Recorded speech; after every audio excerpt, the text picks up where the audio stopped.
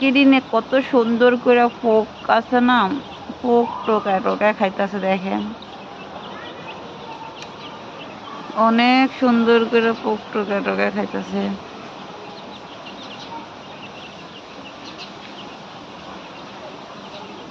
এই ছাদের মধ্যে যদি আমার মুরগি না ছেড়ে রাখতাম তাইলে মনে করেন যে আমার অনেক আদার লাগতো। মাশাআল্লাহ মুরগি তো বেশি, অনেকগুলো আদার লাগতো, কিন্তু আমি এই ছাদের মধ্যে না ওই যে সবজিগুলো আছে না, সবজি চুলকা সব কিছু হয় না ফালাই, তার জন্য এগুলাতে একটা পোক হয়, এগুলো রিনে অনেক সুন্দর করে খায়।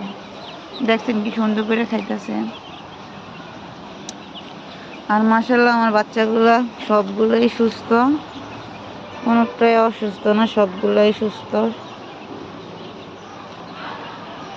দেখছেন অনেক সুন্দর করে খাইতেছে, মানে পুরা ছাদ হাঁটে। আর ওই দেখেন এটা খাপ পাইতে বসে রয়েছে, এত সুন্দর করে মাশাআল্লাহ খায়। এই ছাদে ছাইরাতে রাখি আমি 3টার দিকে ছাড়ি, একদম মাগরিবের আজান দিলে রুমে নেই। কিন্তু আদার আমার প্রচুর পরিমাণ আদার কম লাগে। দেখেন পুরা ছাদ টয়ে টয়ে খাইতেছে, পুরা ছাদ। তো এইখানে আমার বাচ্চা আছে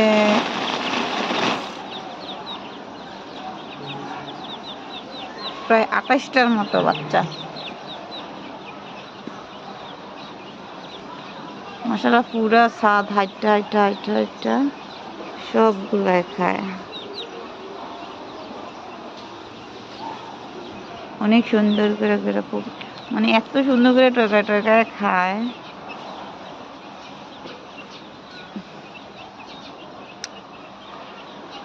দেখছেন